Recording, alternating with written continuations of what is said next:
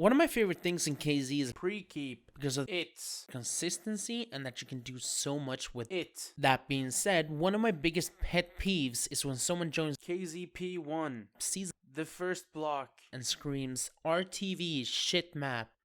The thing with CSGO is that the pre-strafe, it's not real. It doesn't exist in MM or vanilla gameplay. It's only in the modes KZTimer and Simple KZ. Now, while the basics might be the same between the modes, it's actually quite different. If you don't know what I mean with SKZ or modes, check out the video that's on screen right now. So what is pre-strafing?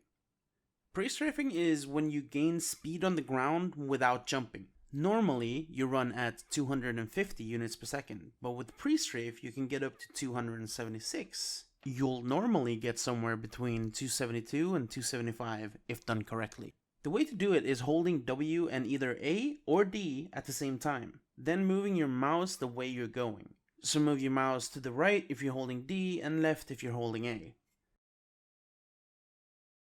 When learning, I find it easier to line up parallel to the block you want to jump from, then walk towards the edge in a curve and jump on the edge. Those are the very basics. It takes practice to master, but is very good once you've done it. As I said earlier though, it's quite different between the two modes, so let's go over some differences. Turn speeds. In SKZ you have to move your mouse a bit more than you have to in KZT.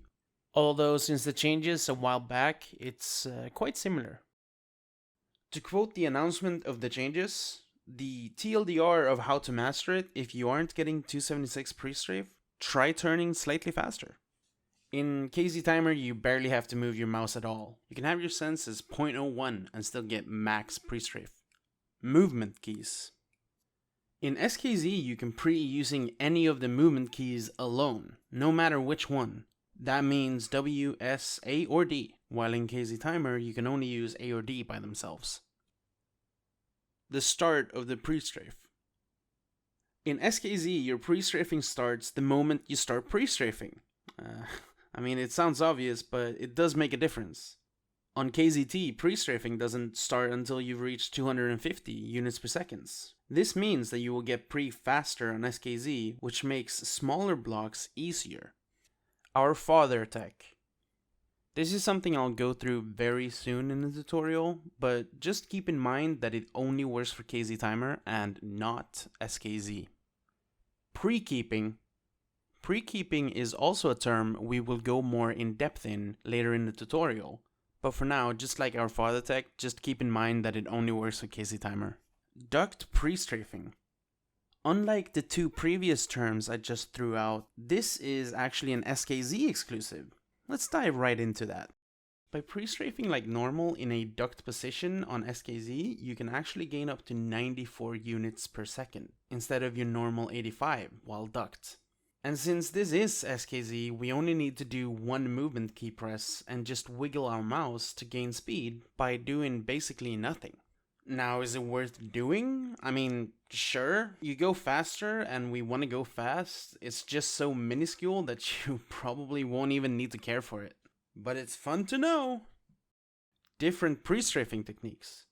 Basically, in my mind, there are generally 3 different techniques to pre-strafe. Normal, half moon thingamajig, and our father tech. In my eyes, normal means your bog standard pre-strafe. You either line up parallel to the block or you go half straight at the block holding 2 keys and pre-strafe. Now if you've ever seen some LJ video or jump statters in the wild, you've probably seen the half moon thingamajig. It's just going a half moon on the block and then jump. Some people find this easier to get a good edge more consistently. Some people find their strafes to have more gain doing this. It's all preference as far as I know. Now the third technique is called our father tech. It's called this because a player named our father used to use this quite a bit. The way to do this is hold W, A, and D at the same time and just wiggle your mouse. While doing this, your speed will go in cycles, up to 276, then down to 250 in an endless loop. This is used for minimal time save when you want to walk in a straight line and you can't jump. I've also seen a select few LJ this way unironically, so I mean, whatever floats your boat. Some maps also have done their best to force our farther tech, so it's a good technique to keep in the back of your head. Now, once again, this only works on KZTimer. There is a way to counter the endless loop that happens with our farther tech with the help of releasing and pressing A and D again very quickly when you're at the top of the up cycle. If you do this correctly, you will reset the cycle and keep your speed at 276. Keep doing this to practically never lose speed. Let's clarify a bit regarding the cycles. I'm talking about the up and down cycles you get on KZTimer when pre-strafing. Going from 250 to 275 is an up cycle, and going down from 275 to 250 is a down cycle. Just like our farther tech, normal pre also goes in cycles, and it's especially important in pre-keeping, which I'll cover soon. It's important to know because as we just found out in the our farther tech section, there is a way to reset your cycles to keep a pre longer by releasing and repressing your directional keys. Normal pre-strafe is all about jumping when you hit max pre-strafe, which is when you're on the top of your up cycle. You should always pre-strafe into B-hops, especially in KZTimer. If you start a B-hop section with 250 pre, which means without pre-strafe, your next B-hop will have a slower start speed, assuming you don't perf.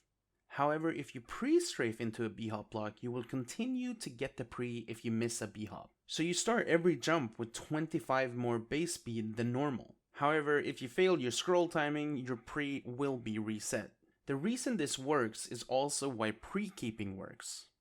This is a technique that helps you keep a consistently high pre-strafe even if you've just landed on a block. It's keeping your momentum. First, start pre-strafing on one block and jump. Then when you land on the next block, hold your pre-strafe keys and jump quickly. You have now kept your pre-strafe over numerous blocks. This takes some getting used to, but can be very advantageous. You can also do it on blocks that are way too small for pre-strafing, even if they've got anti-B-hop triggers and there's no other blocks to keep your pre from. The idea here is to pre-strafe, jump, reposition yourself, pre-strafe again, and jump again. Repeat however many times you want until you reach the pre that you're after. One thing to keep in mind is the up and down cycles mentioned earlier. When you're pre-keeping, you are also keeping your cycles. A common mistake is when people try to pre-keep on a down cycle and then wonder why they aren't getting any speed. If you start your pre-keeping on a down cycle, you will instead lose pre-speed and thus removing the point of pre-keeping. The reason pre-keeping works is because pre-strafe does not get reset while in air, so you're starting the next jump with a higher base speed. So if you can only go from 250 to 262, next jump you can go from 262 to 275. Your pre does not reset if you're on a ladder, in a surf, in water, crouch, or even if you hit a wall, so there's pretty much always a way to keep your pre if you're struggling. This technique is very helpful for a wide range of maps, but many harder maps usually incorporate some versions of it nowadays. If you want more tutorials, I made a ladder tutorial a while back, and the link is in the description. I'm also working on more of them, but sometimes they get lost. I mean, this one was basically written 1.5 years ago, so yeah. I normally stream KZ on my Twitch channel, twitch.tv/Niken, and if you want to keep up with streams in YouTube or just hang out, I have a Discord channel as well, discord.niken.tv. See ya!